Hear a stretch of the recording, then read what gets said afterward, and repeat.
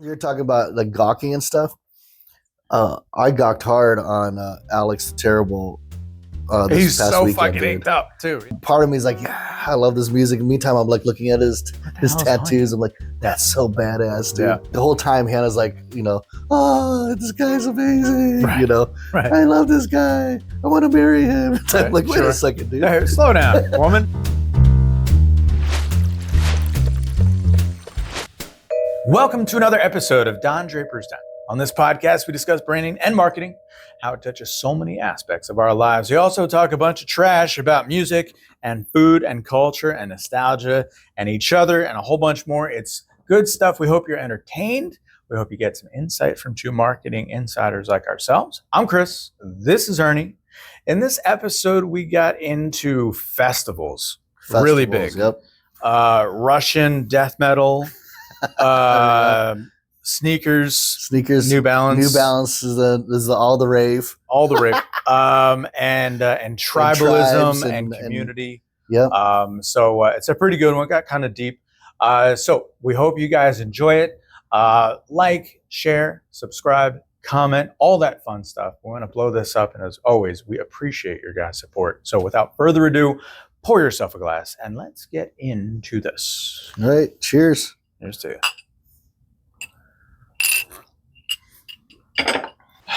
We're going to get to where we got to get to on this podcast. But listen, first thing is I'm just going to throw a phrase out there. Yeah. All right, I'm just going to throw something at you. Throw back whatever you got to throw back. Okay. The phrase is, you can play along at home, a water mover towel. Your thoughts? Water mover towel? Yes. I don't know. I think of like one of those squeegee rag things. Okay. Yeah, Okay. Like, you wash you can dry off your car off. With Your one of car. those- Yeah. I know what you mean. Yeah. Okay. Yep. Okay. I'm with you. That's what I think. Okay. Would it be absorbent or not? It would be absorbent. It would be absorbent. Yeah. Like, those towels, like, Okay. what do they call those? Those chamois towels? Yeah. I remember the ShamWow guy. The ShamWow? Did he go to Right. jail for That's selling meth or something? I don't know. probably. Something like that. No, I think it's ShamWow towels. Like, you Yeah. just like scoop up that water and like. Allegedly, first of all, I never used one. I hear that's bullshit. But all right. Mm-hmm. So you're saying super absorbent? Yeah. A water mover towel. No. Because I'm like, fuck those towels, right? Mhm. You get them. I don't know where you get them. Probably get them all over the place, like Bed Bath & Beyond. Mhm. And they're like real fluffy. You know what I mean? Yeah. And they're very decorative. Mhm. You know what I mean? But they don't absorb any water, right? They don't feel, because like an absorbent towel is Mhm. going to be a little bit kind of dry, you know what I mean? Yeah, Harsh yeah. to the touch, right? Whereas if it's fluffy and big and puffy, right? Mhm.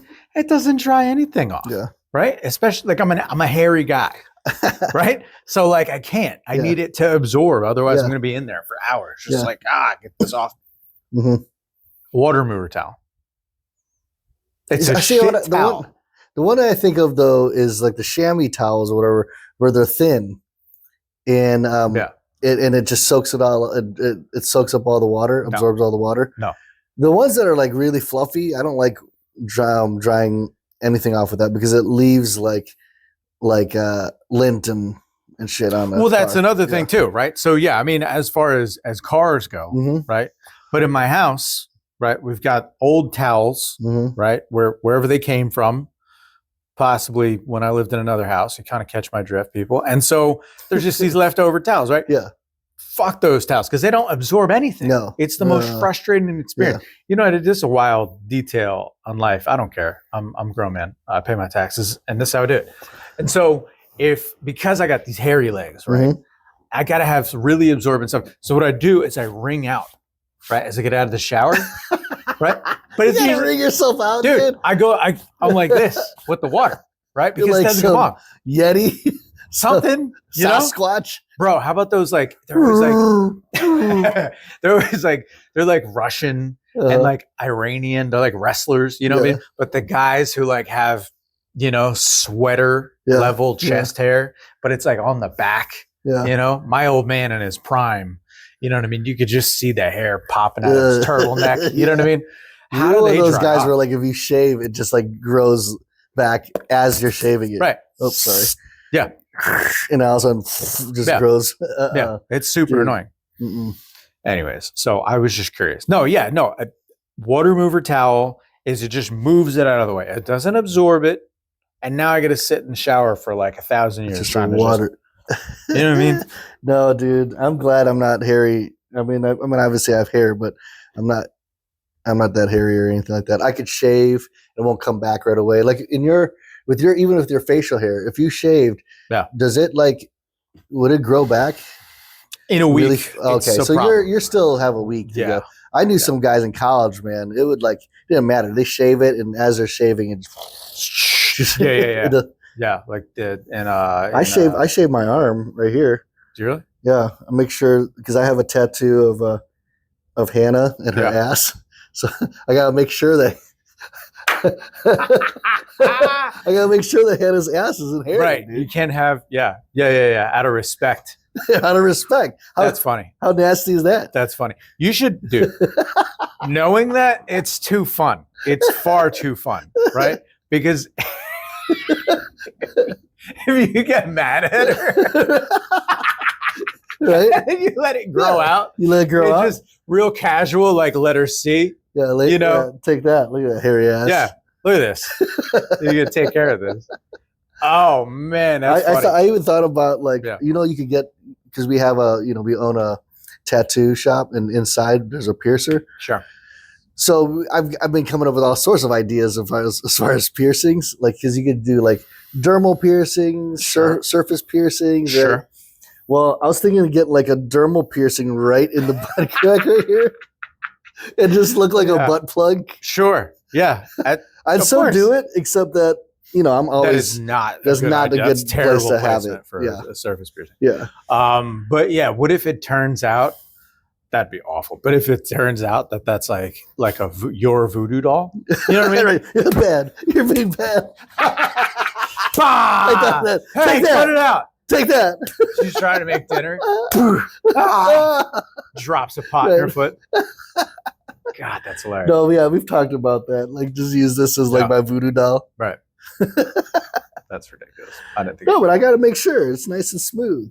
That's why. You know what? That's funny you should bring that up because I'm always looking. If ever you get a tattoo, all of a sudden you want 1,000. Right? Yeah. At least that's my experience. So I'm always looking what can I put in my arms? Yeah. But there's a lot of coverage there, man. Yeah, that's right. And then I'm it's got to be simple. Yeah. You know what I mean? It's probably going to be black and gray so that it'll show. Yeah. And then God forbid I get a tan. It's going to be, I don't know. It'll still look cool because just seeing ink will look cool. Yeah. Having coverage. Yeah. But I'm not going to go past, I can't go past. But it's almost going to have to be large and not super detailed work. Yeah. Probably large, bold, tattoo work just so that you can see it. But I like my right arm for color. Right. This is all family and all that kind of stuff. But the left, I have yet, but I think it's going to be a piece. Yeah. But it, duality, what I mean? Kind of the sin, so just put I think you and I had similar because this is all my bright side. Yeah. Which is all Hannah. Right. And then, and same with his angel. And then I was going to go into the dark side on this arm. Yeah. I haven't gotten here yet because I got to finish my chest piece, but. Yeah. That's bizarre. For as oil and water as we claim to be, that is that we actually have similar concepts. Exactly the same concept. Yeah, but I don't know what the back piece because I love a back piece that is it's very cohesive, right? But I don't have any strong leaning towards any particular historical culture where you see a nice Japanese style, you know what I mean, traditional back piece. You're ooh, look at that, you know, a really cool mask or something.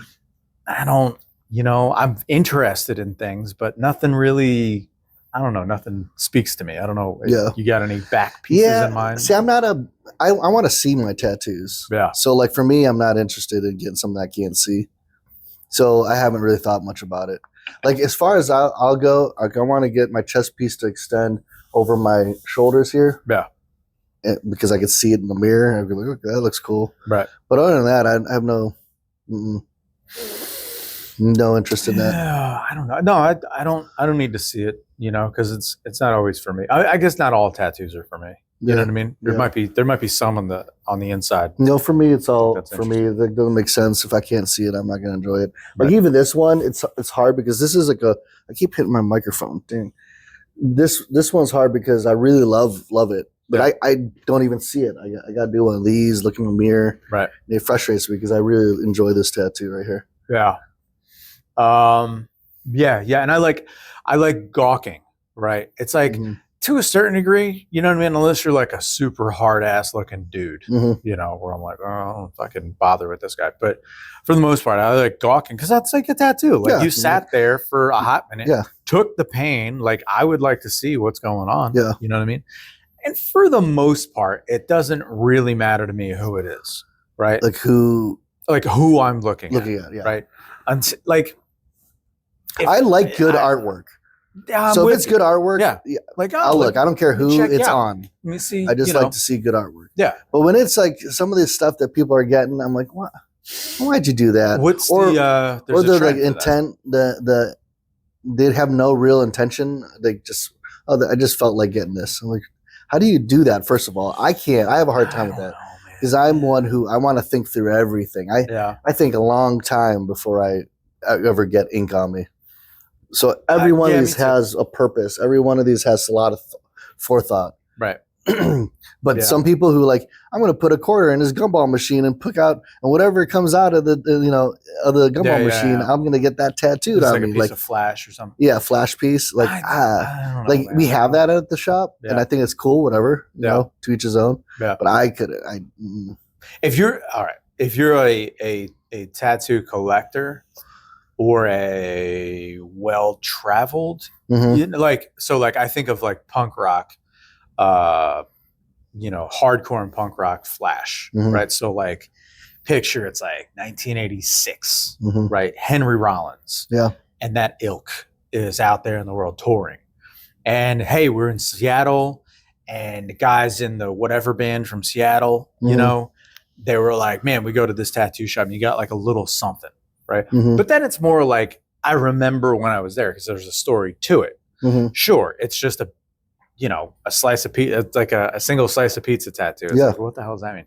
Yeah. But when I was with the Melvins and like Kurt Cobain from Nirvana before anybody knew him, you know what I mean? Like we all got this tattoo. Like, oh shit, that's crazy. You know what I mean? So cool. But I'm not living that life. Now by any stretch, right? So no, I think I got to have a meaning. But but I was going to say that's like a whole trend, right? As of recently, like I forget what it's called, trash tattoos, something like that. Right. Not my thing. No, I need meaning, and I also with all the color, even though I'm not nearly that dark at all, I'm afraid of the sun. Yeah, that's one reason why I'm frustrated right now because I don't usually like getting this tanned. Yeah. Like I cover up in the summer. Yeah. But like when I'm riding a motorcycle and it gets way too hot, that sun's beating on you. Right. I'm like short sleeve all the way. Yeah. And I'm so dark that like one, it frustrates me because it's hard to see the ink when I'm all dark. Yeah. But then two, it just ruins the ink. Yeah. My skin gets damaged. Right. And so like already I'm like having to deal with some stuff here. It's fading and shit. Yeah. Yeah. And so yeah, I'm envious, you see who it shows well, just like some Scandinavian, tattoo model types. You see them on the gram or whatever, and you're like, look at all that color. That looks so cool. Yeah. I can only do color like that, like, lower thigh to waist. Yeah. And what am I I'm gonna put all that art on my ass? Yeah. For who? I can't, I really can't see that. You're talking about like gawking and stuff. I gawked hard on Alex the Terrible. He's so fucking inked up too. Yeah, he is so inked up. Right. But the dude's like massive. He's just totally jacked. He's a monster, right? Yeah. And then I think he's an MMA dude, also, or bare knuckle fighting. Right. Wrestles grizzly bears. I mean, he's got his whole image down, right? Done. And meantime, he's the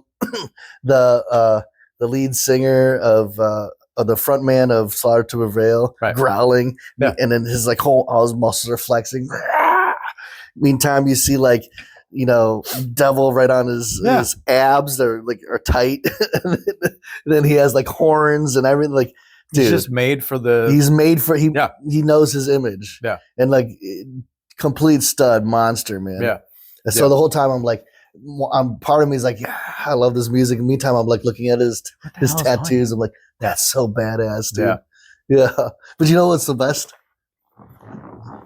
So you know what he looks like. Yeah. Complete badass. Right. And like the whole time Hannah's like, oh, this guy's amazing. Right. Right. I love this guy. I want to marry him. Right. I'm like, wait a second, dude. Hey, slow down, woman. But I had vindication because people were throwing shoes in the concert, like, just chucking shoes all over the place, right?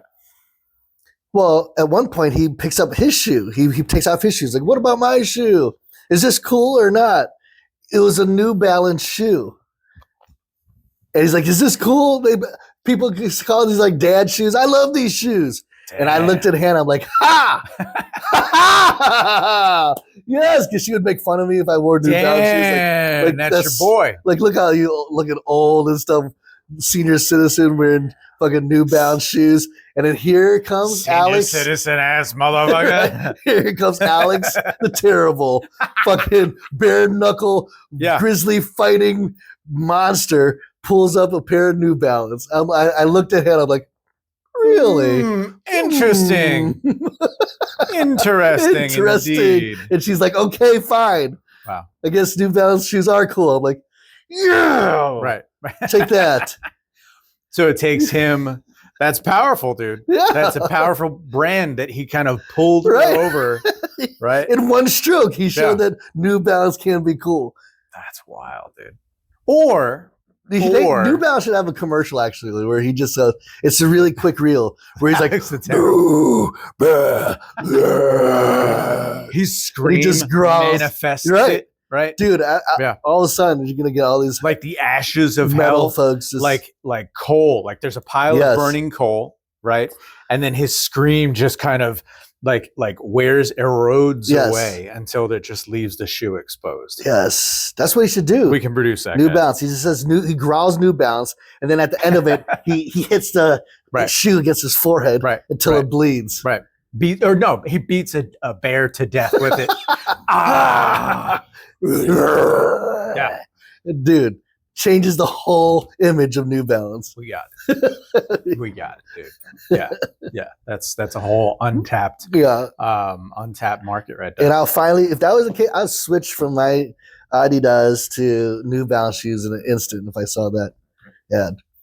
But that's the only shoe. That's the only shoe you like, right? Literally the only shoe I like.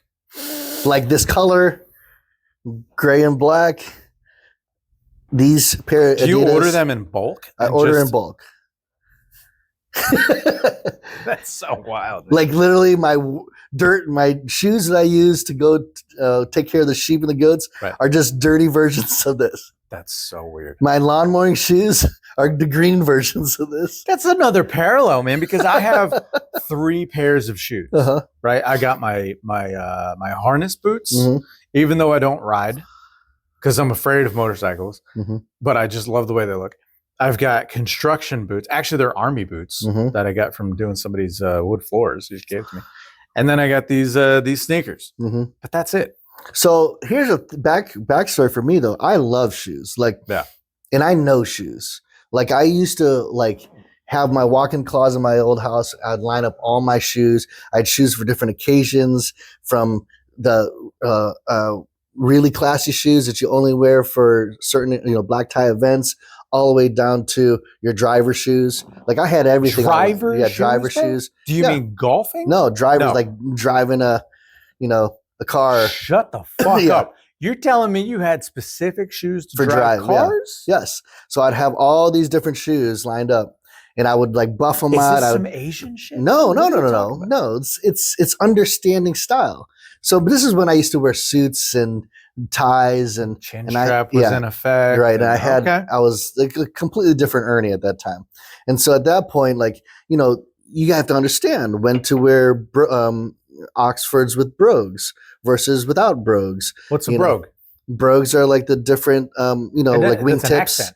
wingtips when you have holes, like it looks like holes in your dress shoes. It's for Ah, style and image. And people would often think like Oxford with brogues are like the classiest shoe, when that's absolutely wrong. Oh. It's not, because back then, during in England, when you're hunting, you're hunting with your dogs and stuff. Sure. You would wear these Oxfords, but with holes in it. So as you're in the bogs, water could, when they go seep in your shoe, as you walk out, they could also seep out of your shoe.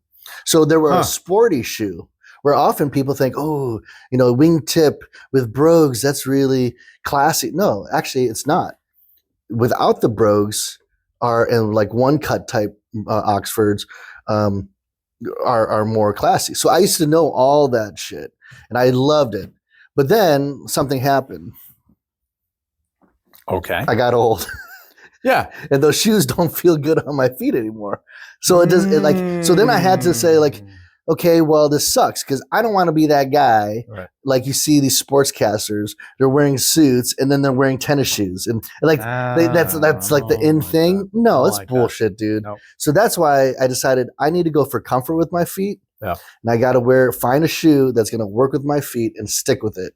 And as a result, I'm going to build my dress accordingly. And that's how you end up with this disaster. No idea. So the brogues Yeah. is the hole in the shoe. Those little decorative holes. Huh. You ever seen wingtips where they have? Of course, little, yeah, absolutely. Right. Yeah. And so you could have the full wingtips, half with brogues, no brogues, one cut where it's one piece material, Balmoros versus all that stuff. And so I used to be all into that. So it's weird to say that for me to admit that I basically wear one shoe and I bulk order these shoes is so gut wrenching for me, because I love shoes. And I know shoes, except that if it's going to hurt my feet, dude, it's just not worth it. It's not worth it, man. I can't wear it. I love Docs. Mm-hmm. I love Doc Martens.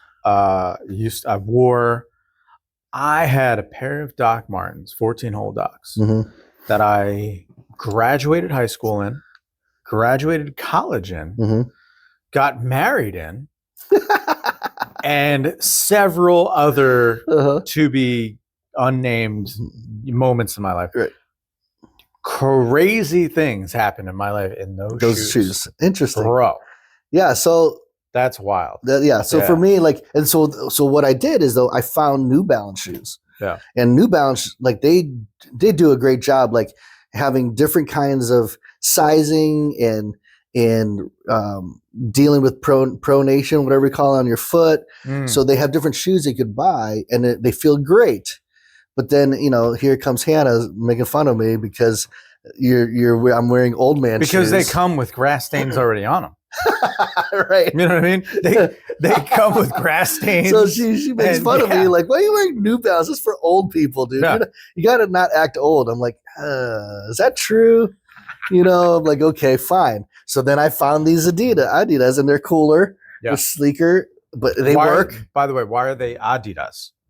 Because they're German shoes, dude. What? They're German shoes. They don't sound fucking German. They sound like some Mexican joint. You know what I mean?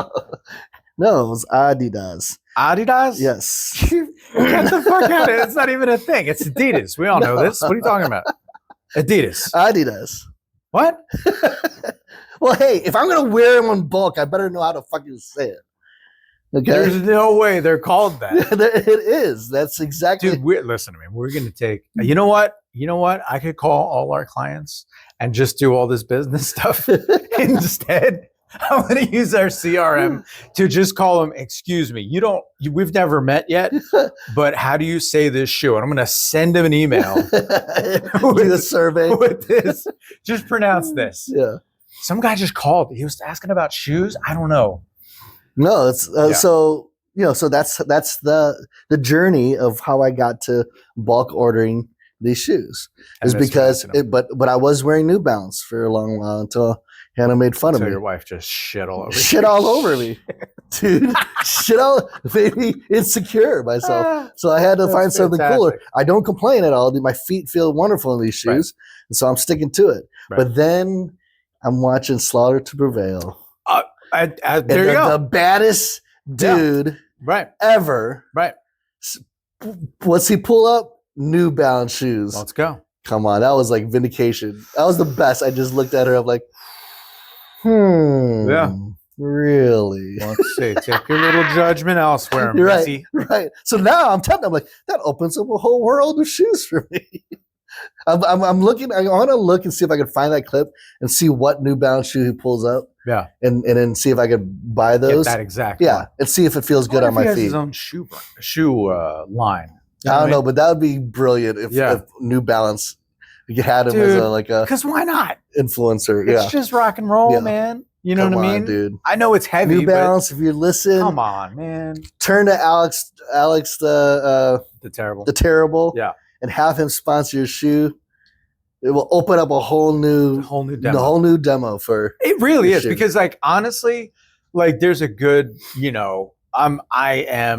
are the perfect demo. Yeah, right. Like, instead of grass stain, because I know there's shoes with grass stains already in them. Yeah, right. I know that's a fact.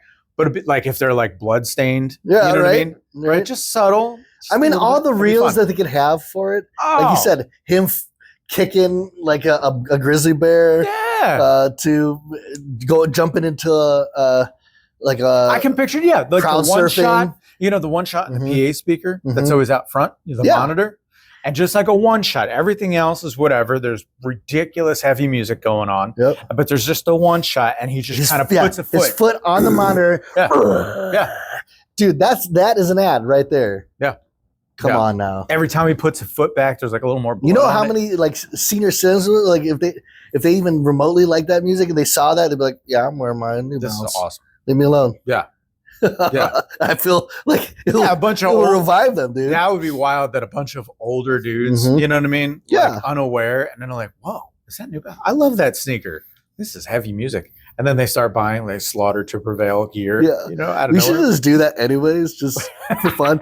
Let's just create New Balance ads without their permission. Sure. But but with Alex the Terrible on it. Right. And see if we could increase.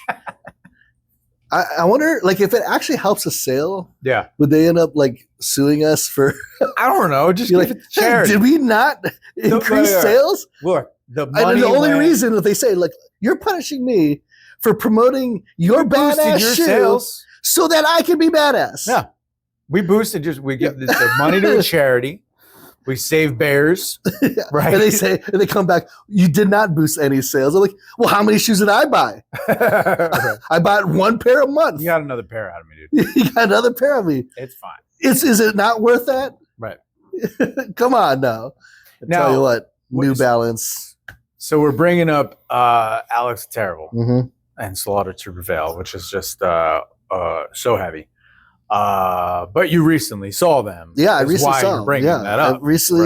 We went and spent 4 days at Louder in Life 2025 over Kentucky in Louisville, not Louisville. Marbles in your mouth. Go ahead. Louisville, Kentucky. Yeah, dude, it was a blast. I know Cannibal Corpse is on the bill. I don't know if you guys. But actually we're going to. We actually said we need to watch Cannibal Corpse for Chris out of respect. But she wasn't feeling well. We actually watched, we were watching Drain before them, and it was so hot that we're like, okay, can we make it to Cannibal Corpse? And it was almost an emergency situation. Fortunately, we had the RV. We had RV camping passes. So we had our RV nearby, and we're like, let's just make it to the RV. We actually had our scooters. We took our scooters from the office. Just zipped over there in just a matter of minutes. You hadn't brought the scooters. I know. It's still an RV. I got to get them. But she made it in time. Like, she had to like jump in the shower and just cool down, hydrate herself, cool herself down, because it was bad. So many people were like checking in the medic. Damn. So we missed Cannibal Corpse, unfortunately. But we saw a lot of cool acts. We saw Drain, Kubla Khan, Slaughter to Prevail, Sleep Token. Let's see, Tech 9. ICP, Insane Clown Posse. That was a fun show. Man, they're great. I love ICP. It's just a party. is why I like it. Like again, if you're gonna look at it from the standpoint of music quality, I get you. stuff, Yeah, like don't. But like just a party, like I want them to be at like Lily's graduation party. Yeah, it's gonna be a good time. It's gonna be a good time, dude. Yeah, you know. You know what? I feel that way. I feel that way with Guar. Oh because yeah. if you go to see Guar, like I couldn't tell you a single song except 2 or 3, right? And those are from 1989. Like, but if ever they were around, and I'm like, it's a Thursday night, fuck it, why not, right? You're gonna see somebody fed. When I saw them, they fed somebody to a toilet on stage. How the hell? And then, like in hindsight, I was like, "Whoa, this is a wild show," and I was like 19 or 18 or 19 or something like that. But in hindsight, I'm like, you had to pack that up. You know what I mean? Right. And then and the whole thing was covered in like green slime or whatever they shot, like green foam or something like that. And so when the toilet ate the chick on stage, it like shot all this foam out. I'm like, what? What is going on? Right. It was crazy. So yeah, no, it's something to see. I get it. But that's why it's just, it's especially with metal music. Sometimes like you can't. Especially when they're growling and stuff, like you can't understand all the words, lyrics. Now maybe the tune is like, oh, this is cool, this is intense. Right. But now being there live and just taking it all in, the whole experience, from the fire or in the music and the people moshing and just going nuts, like it helps to put it in perspective for you. Like and I really walk away from festivals appreciating the music after seeing it versus just, hey, Ernie, check the song out. Like, yeah, it's cool. Yeah, right. But now seeing Alex the Terrible with his New Balance shoes, like now it's like, I don't even know what he's saying. Nor do I care. No idea. Because that's so fucking badass. Yeah, you'll find out New after. Balance. Read the lyric sheet. Right? And that happened for Sleep Token. Like I've always appreciated Sleep Token. I love their music. Hannah plays it. But for whatever reason, we've watched them several times. But for whatever reason, this time, like they had higher billing at this festival, so like their stage was really decked out. They had all sorts of things. Yeah. And man, it felt like you were just involved in this like ritual or some sort. Yeah. And man, record numbers at their show. It wasn't like people were moshing or anything. It was an experience where the vocals were just amazing. The music was amazing. The light show and all the theatrics was amazing. And Hannah was crying literally the whole show. I mean, it was that touching. And I was like, this is wild. Like I've heard them so many times on, streaming services. And yet for whatever reason, this time it hit me. Just right. I'm like, okay, these guys they're pretty cool. Yeah, that's cool. Yeah, there's something about the kind of the mass hypnosis that just happens, right? Yeah. And the for lack of a better term for it, like the had to be there. Vibes. Yeah. Right? The had to be there could be just a passing funny moment, where you're recanting the tale with somebody who was there to people that weren't there. Right. You two are laughing your balls off. They're like, I don't get it. Yeah, right? I don't get it. But it's like you had to be there. You had to be there. Right. Yeah. So that's the funny. But then on the other, much more serious side of it, it's like, and you tell the story, and then it's like, for that reason, I got this Sleep Token tattoo, and you're like, damn, you know what I mean? Like, shit, that's really, really impactful. Yeah. How? Why? Like, tell me this. What happened? What is going on? Right. But even if you communicate the story, even if you had the video, it's like, no, because the special sauce is all those bodies. Yeah. Right. The people that you ran into before and after the show, like the smell, everything there. Yeah. Yeah. God, that's totally not. You can't. There's no way to remake that. You got to be. You got to be there. You got to be there. Yeah, in the sweltering heat or whatever, and even that makes it like we could listen to 3-6 Mafia, and one time we're just they put on a great show. We love it no matter what. Right. But there's this one time when we watched 3-6 Mafia, and it just rained. And so it's just mud everywhere, and we're just going nuts. And I'll never forget that moment. Right. It was the greatest moment. Yeah. And so like even all that stuff, the environment just helps make the moment. 100%. I find it fascinating because like especially at festivals, because each genre or each band kind of brings their own lore, that brings their own fan base, right? Brings their own experience. Yeah. Like so one night we're listening to Sleep Token, and wow, it looked almost worshipful. And then the next night we're listening to Suicide Boys, and again it was amazing. Like the music, everybody get into it and knowing the lyrics and singing it and could relate to the words of the songs. Yeah, it was like I'm just watching, I'm looking, I'm like, this is wild. That is, you know, and then you go and you see the Juggalos, right?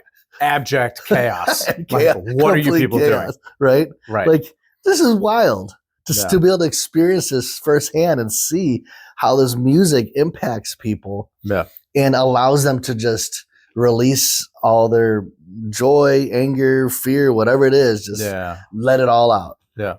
The festival, like what I always liked at a concert, aside from the music, obviously, and like even the musicality, like sometimes it's cool in bands like Megadeth. Mm-hmm. You ever see Megadeth? They're like a note for note band, right? Which is amazing because the music they play, especially in their prime, was very difficult to execute in a studio setting, but to get it a full take through and to look the part and you know what I mean? All that. It's like, wow, man, I can't believe they can do that. Yeah. Holy shit. That's Rush. That's Dream Theater. That's like Prince. I mean, so there's that musicality part of it. You just go to see, wow, the spectacle, right? Yeah. But like I go for the wildlife, right? Like there's nothing more fun than picking out like a lot of festivals. There's going to be like a Where's Waldo dress up, right? So you, for no good reason, you're just stumbling through an ocean of people, and you're like, "Where's Waldo? Where's Waldo?" Actually, passed out. Yeah. Everybody's like, "Medic!" So where's Waldo? Where's man down? Where's Waldo? Is on the ground. Oh boy, out for the count. That's amazing. Yeah, man. Yeah, there's been. I like it. Like the more extreme the festival, the more it's not just a Where's Waldo, but like, somebody who doesn't have the physique that they should be wearing, whatever getup they're wearing. And it's like a Viking helmet, a tutu with like a cod piece and like cowboy boots. And it's like a 67-year-old German man. You know what I mean? It's something wild. You're like, whoa. And the first time you see it, the culture is funny because the first time you see it, you're a group, right? I've had this kind of situation, not that character per se, but I've had the situation where you see the dude probably camped so far away, right? By the way, camping with people who don't camp, there's nobody there like they know how to tie tents and shit. Like they're doing their best, right? Anyways, so that's a whole culture unto itself. But he's camped over this way. And we've seen a couple of characters, and at first, in a sober moment, you see him pass by, like this fucking guy, Jesus Christ, what are we doing? It's bad decisions, just walking around. But then the night goes on, right? And maybe that guy, who knows? He's in the moment, right? Now you're in the moment too. Yes. And you see each other at fill in the blank, and you share the thing, and now all of a sudden you realize the Viking helmet has like, I don't know, whatever you're listening to, like Radiohead maybe is what's on stage. Everybody's vibing. And you realize, oh, dude, he's written the lyrics of Radiohead or something on his helmet. You know what I mean? There's something to hook you in. And all of a sudden you're like, all right, okay, cool. And then inevitably you sometimes see that same bit of wildlife, maybe not out in the real world because you'll probably never see him again, but you see him kind of packing up their car, putting the suit back on. You know what I mean? Just kind of putting the social armor back on. And you're like, all right, I see you, buddy. I see you. It reminds me, when you're talking, it reminds me of this one guy we see almost at every festival, metal fest. But it's this older gentleman, and he's like wearing nothing but like underwear. Okay. And he's like tidy whities? He's usually like colored underwear or something. Okay. But he'll just be dancing all by himself, like a little party on himself. and he'd be like in the bleachers, and everybody's pointing, "Oh, look at that guy," you know, and people are like ripping on him, like, "What the heck," you know? Damn. And he's just having a good old time, but he's at all these festivals. Okay. Well, come to find out, there's a backstory behind this. He lost his wife, and they would always go to festivals together. Right. And he misses her, and this is how he taps into his wife. Yeah. And so he goes to all these festivals, having a good time, dancing it up, just hoping his wife is just laughing, watching him enjoy life, even though she's gone. Come on. And it's like, come on, that's a tearjerker there. Once you start seeing that, like, damn, okay, go on ahead, bro. Go on ahead. Go have fun, dude. You. Right? Yeah. And so what ends up being like people laughing is like when you hear this, like, damn, that's amazing. Yeah. You know, even Hannah, she's like, if I die before you, you better fucking be wearing thongs. I'm like, right? Yeah, just leather underwear and New Balance sneakers. This is fucking crazy. Who's that? It's weird. Right? Yeah, man. Yeah. The culture. So festival culture. One experience I had, and we'll keep diving deeper into it, is I went to Bonnaroo, right? 2006, right? So Cypress Hill, Elvis Costello was there, Radiohead, Beck, Tom Petty. I got to see Stevie Nicks, and just tons and tons of other cool shit, right? And one of the first nights, when was the first night? It like cooled down really fast out of nowhere. So it was like I was drinking beer all day, like you know, Miller Lights or something, not crazy, but I'm drinking all day. But it cooled down, and I was like, you weren't even getting drunk, you know, it just was going through you, kind of thing. But the second it cooled down, it like all hit me, kind of. So whatever. So I passed out. Now I got a phone, I got the key. I might not even have a phone, but keys and wallet, important stuff. You know what I mean? But I had my leather jacket at the time, so I had a can of beer in every pocket, right? Every pocket. Yeah. So anyway, so I'm passed out, evidently by this line. Thank God, not in a bad spot, but by the line of porta potties. Right? And it's out of nowhere, right? At thousands of people at Bonnaroo. It was huge. Yeah. My friends find me. They're like, "Dude, you okay?" Hey, I'm like, "Oh, what? You know what's going on?" All right.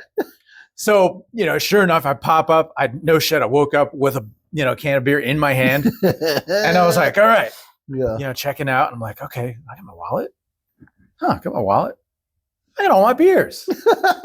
Not one person. No. And I was there for, I mean, it was daylight when I passed out. Not one person. You know what I mean? They could have took my beers. I could have been mad at them. You know, I wasn't using them. But nobody took my beers, and I just like, all right, old boy's having a little trouble. A little trouble there. Let me work it out. You know, it'll be all right. So it's just see, you remember that. You remember that? I mean, it's not necessarily the best look, but no, you remember that? You know, again, it's just a little nod, like in the culture of and the spirit of the event. Yeah. Right. That unified kind of feeling. It's like we're temporarily like in this little weird journey together. Yeah. You know, they're a little bit more inclined to like do your right. Yeah. When it doesn't really pay to be done right. Yeah. You know what I mean? So that's cool. That's cool. That's story for the ages. That's why like Hannah and I talk about this all the time where when we get old and gray, I want to be like sitting in our rocking chair, just like rocking. And then I can imagine like our grandchildren or great grandchildren coming up and say, you know, tell us a little bit about you guys. Tell us stories. And then her and I just kind of like look up in the sky and look at each other and be like, where do I start? What chapter shall we begin? Right? Because I have racked up all these memories and crazy stories. Like I don't even know where to start. Yeah. Yeah. You know, and that's what I want. Like I always want where her and I just, when that moment comes, we just bust out laughing because like, dude, there is so much I can't even tell you. Yeah. Like I've had so many experiences in my life. For me, that's a life well spent. Yeah. You know, and it's not just about like, you know, raging over some music, whatever. It's like also lives that were impacted and, you know, people we'd be able to influence and make a difference. Like, I mean, I just want it completely to the fullness, you know, of memories.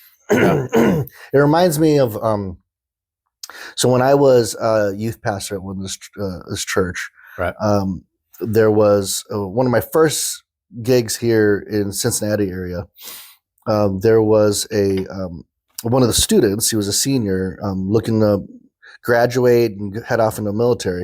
It was sort of like in that summer, right before he was about to head off. Right. He died unexpectedly in a motorcycle accident. I will never forget it. That those things don't ever leave you. Right. His name was Ben. Think about him all the time, especially not since I ride a motorcycle. I'm always thinking about him. Sure. But he, at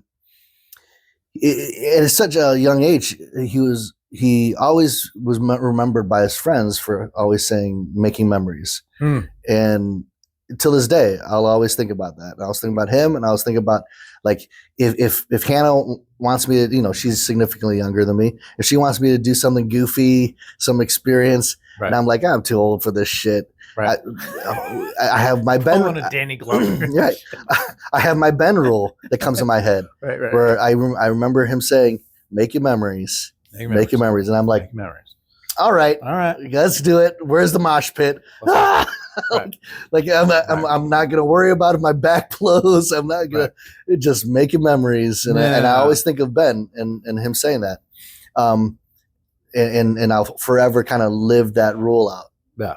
And for such a short time, I didn't know him for very long, but he and I had a connection, and I remember him always saying that. And it's even friends at his memorial service would all say, Ben will always say, making memories. Yeah, and so I'm like, yeah. And so going to these festivals, I'm always thinking, how do I make more memories? How do I make this festival something, fun and exciting than the last one, or anything else in life. Yeah. So. Yeah, I like that. I like that, and I like to only in line with like the festival vibe, the culture of it, right?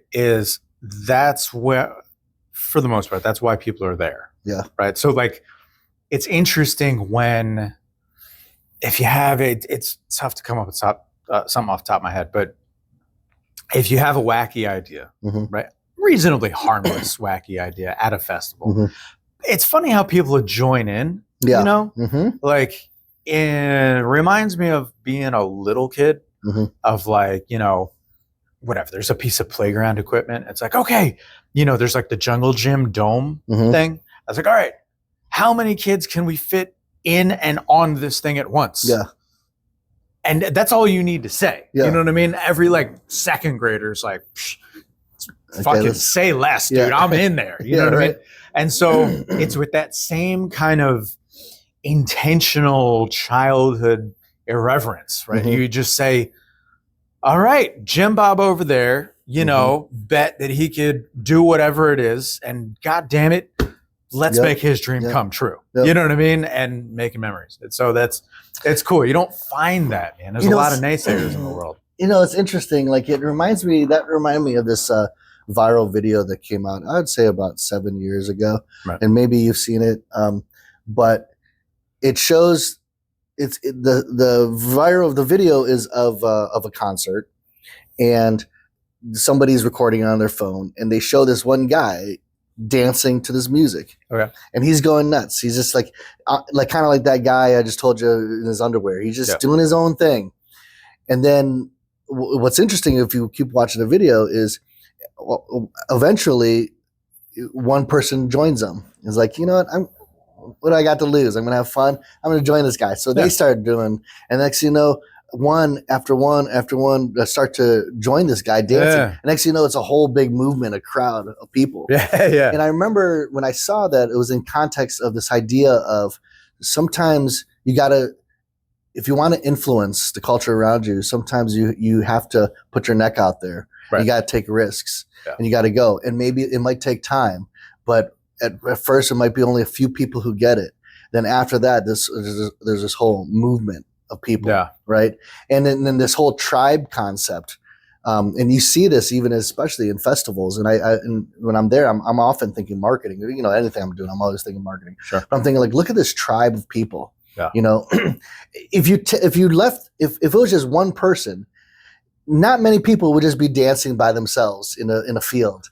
right? Super. Yeah, They'd just that's be like, weird as okay, hell. this is weird, right? Yeah. But then you start getting more and more and more people face paint or the masks, or wearing the concert T-shirts, people who have scars and trauma and all these these things, right? And all of a sudden, I don't even know who you are. And yet you are like, right now in this moment, we have that connection. We have this tribe, and we're all following this singer or this music or group of bands or whatever. Yeah. And that tribe concept for me is fascinating, right? Because like, how many times in brands, especially consumer brands, where they tried to create our tribe of people, kind of like manufacture it. Mm-hmm. Yeah, right. Yeah. Where people are subscribing to this vision, right? And they're all kind of pushing in it and rowing that same direction, all experiencing it at the same time, making those memories, right? And how do brands do that? To try to create this almost cult like experience. 100% a cult, and even along the lines of a cult, right? And of a cult, culture, society, civilization. Like along the lines of a cult too are the advocates, right? You could call them anything, right? Brand ambassador. All right, true, right? But they're like the evangelists, the advocates, right? Those are the same people that like, bro, going to Bonnaroo this year? Oh man, going to Wacken Metal Fest in Germany? So forth and so on, right? Like, I don't know. I think, oh man, it's easy. Look, you just got to get your ticket. And they like give you the web. Well, all right. Yeah, I guess so. Yeah. Who else wants it? And all of a sudden there's like 30 people going, right? And now you've got, and then the camping thing, like the experience of being there. First of all, now you don't have to go there alone, right? Because it's very rare that like people feel that comfortable. Yeah, right. Like alone like that, right? You got to be a real lone wolf guy, or you're the guy, right? Because just like there's the Where's Waldo and these kind of festival staples, where it's like they got nothing else, man. Yeah, that's it. That's their one time a year where they can disrobe the social armor and fucking ditch all that horse shit that they don't believe anyway, and they saved all their money up. And maybe they don't even have a Christmas to celebrate with anybody. They don't have anything else going on. But 1 week out of the year, dude, they've got $5,000 in the bank that they're gonna blow on this thing. You know what I mean? Yeah. And they're just buying beers for everybody. It's just this is the time, man. This is celebration. And there's so many of those type of tribes like that that have that impact. Like you think of even the cosplay. Comic-Con and Comic-Cons and stuff like that. Like normal looking people by day, majority of the year, but once that San Diego Comic-Con comes, let's go. They're dressing up like Transformers. We're getting weird with it. Or they're pretending like they're shooting webs out of their imaginary web slingers, like, but they nerd out, and there's this whole cult like tribe. Right. That is born out of that, and I think of brands these days, and what brand has that? Like Apple, Nike. Yeah, they create this tribe of people. Right. Although, like I wonder with Apple, like with the death of Steve Jobs, years ago, did that kind of take a little bit away from that, right? Because he was sort of like he was that spokesperson, he was that influencer who had that vision, and people all gathered around, and then he died. I think too, and I don't want to say it in a disparaging way or anything, but it's just matter of fact that he was a very difficult man to be around, which is the reason that the engine was propelled so hard. Like his fuel was, intense. Out of this world, But I think exposing that, and I think of a particular friend of mine from like way back, where his whole family was in the Apple thing. They were like, we're an Apple family, as if they were declaring something. Man, I don't give a fuck about your computer. What's this got to do with you? But I didn't understand, So anyways, my point is that it's like when Steve Jobs died, it not only did it take away a bit of the fuel in the fire from the brand, like, hey, that's our guy and all that sort of thing, but also it exposed him for who he actually was as a human being. Yeah. Which I think for those more tender-hearted Apple, Right. That kind of thing, they were a bit more like, hey man, I thought you're supposed to do no harm. You know what I mean? Right. Wait a second. Yeah. Instead, they found out he's pretty kind of an asshole. He's kind of, shit. Pretty malicious when it but comes to. Then again, it's like, not to burst bubbles, but like, well, how do you think you get stuff done, man? Yeah. Not everybody's just, hey man, let's just share our stuff. No. Yeah. No, they got crazy amounts of cash. Yeah. Yeah. You think they just happily made everybody happy? No, they're ruthless business people. So anyways, so yeah, it's like they lost that. But ultimately I think that culture still is strong. I mean, Jesus, they're one of the best brands, known. Yeah. And yeah, so back to the festival thing, and the culture that is there, right? So unifying. That is difficult to replicate. Yeah. Right. And I'm not a fan of going to festivals because I just don't want to camp with people that don't know how to camp.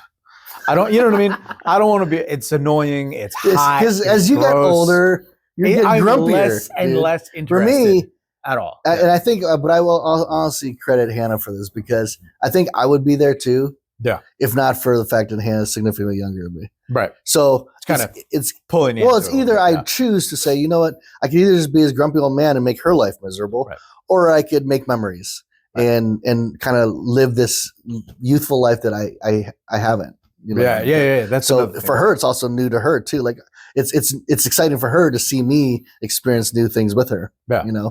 Yeah. But yeah, it's to me that whole experience, festival experience, the tribe experience is always fascinating. I mean, I always think of marketing. I think of what does it take to build a tribe? Even recently, the whole assassination of Charlie Kirk, right? Yeah. What has that done to the tribe? And at the time, even before his death, I don't know if the tribe would have identified as the tribe of Charlie Kirk, No. That's a fair point, man. Like the things we're talking about are of a pop culture and music culture and all that. And they're like, the world's going to be fine if Slaughter to Prevail isn't ever a band, right? It's fine. It's fine.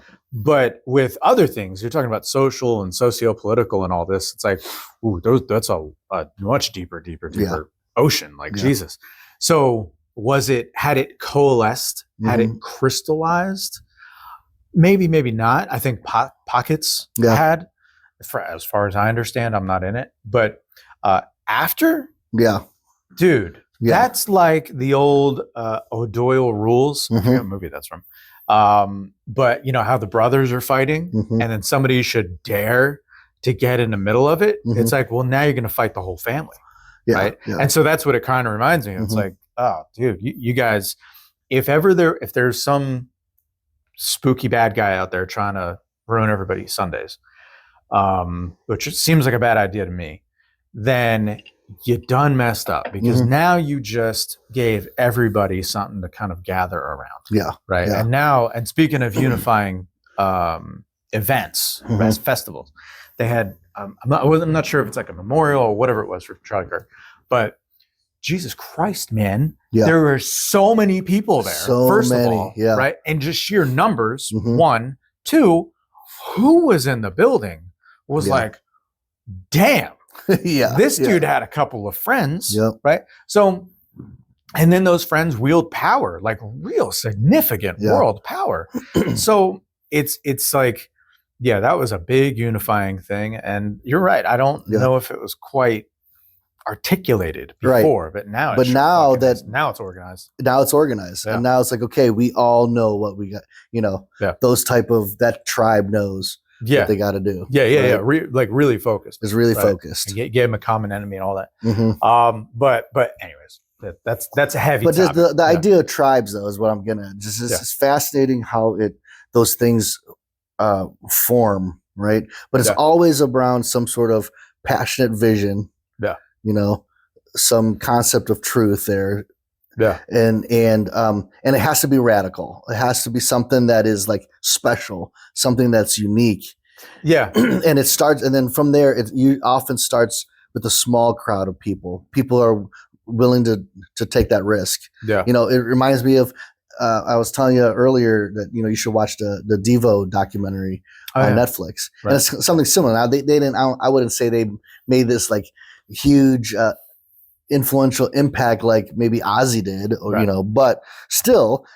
They started, their story is fascinating because they didn't start as people who wanted to create a band. Right. No, they started because during the Kent State shootings, when they were protesting against the Vietnam War, all of a sudden, you know, National Guard and all that, they're shooting the kids, caused some of the Kent State students to kind of gather around and start to question things, question society and what's going on around in the world around them, and that they created this. They latched onto this concept of de-evolutionizing, de-evolution. Right. And there were some books and people writing articles about de-evolution, and so they started to combine that with art. And they weren't even thinking about music art; they're thinking about painting art and graphic art and that kind of stuff. And then how it then eventually it morphed itself into this band. That's so called crazy. Devo. Yeah. But then, you know, they actually get some good hits, like Whip It. Yeah. And the whole concept of this deal. No, yeah, you don't know where it came from. You don't have no idea. All you know is they got flower pots on their head. The fun song of Crack that whip. Whip it good. Yeah. That's wild, man. But like if you actually looked at the words that they're singing. Yeah. Like, is that one of those songs? It's one of those, it's one of those things. That's cool, man. You know what's funny is I love when things live in a pop culture way. But the actual meaning is like so lost in the sauce by then. Yeah. Nursery rhymes are a really good example of that because they're like centuries old sometimes, right? But the ashes we all fall down. It's about the fucking Black Plague, right? Like, that's also morbid, really, really dark, right? Yeah, man. Anyway, so yeah, tribes. I don't think there's any replacement. By the way, I don't think there's any. It's never going to not be that way, right? Like when I think about the way technology, AI, and otherwise impacts art and culture and us and our lives and everything. You're not going to replace that. You're not going to replace sports. No. Right? I always want to see some sports. Yeah. Right? I need being live at a sports. And you're not going to replace it because humans want to belong. Yeah, humans are communal. They want to be a part of community. Yeah. And as soon as they could latch on to a community that they believe in and has a vision, they're gonna go all in on it. 100%. That's just human nature. Yeah. We all want to be. I'm a part of a community. You're part of a community, and you know we found something that we believe in, right? And so, and that same thing goes with the church or religions too. Yeah. You know, there's this people desire to be part of a community that has a clear vision, radical vision. Yeah, yeah, and it's interesting how the similarities are very strong, right? Like, you know, you've got the one leader, right? Could be a person, could be a band, could be a whatever. You've got the immediate disciples of that individual, the few that really like go all in. They know what the whip it means. Yeah, they were there, man. You know? And then they go. What do? They go kind of start their own churches, so to speak. They spread the word, proselytize, and get around. You got to listen to Slaughter Prevail, dude. It's amazing. Like and like break the lyrics down, and then here's the backstory. This is why these words mean so much to Alex the Terrible, and all this kind of stuff, right? You see this in like the tribe of Star Wars tribe. Oh my God! You know the Marvel tribe, from Comic-Con to music bands to religion, right? And how much should with understanding that and exploring that, right? How much should brands, companies really try to tap into these tribal? Right. Like the myth making. Yep. Right. The creation of those myths and then kind of leveraging. I bet you going back to Cracker Barrel, they didn't know they had a tribe. Yeah. That's why when they made their change. That's an interesting little note there. Yeah. They didn't realize they had a tribe. Right. Then they go make this change and all the tribes like, what? Wait a minute. What happened to the barrel? That's interesting because, so there's not to mince any kind of words with Charlie Kirk's terrible situation and Cracker Barrel. I'm just saying that there is a unifying thought there that they didn't know they were part of a tribe, or they kind of loosely did, right? And then something in that case coalesced them, unified them, right? This tragedy versus the other one, drastically less important. It's just fucking Cracker Barrel. Yeah. But then everybody, they kind of exposed the tribe. Yeah. You know, almost like everybody's like, hey, wait a minute. Don't change much. I'm not going there anymore. You guys suck. And it's like, wait, no. No. Sorry. Okay, sorry, we didn't realize. I didn't realize there's so many of you guys. Shit, you know? Right?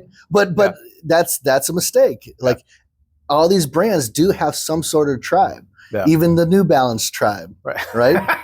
You know what's funny is that's where we started, but I really get a kick out of like the diversity, you know, of like dudes, because it's just been middle-aged and older men, right?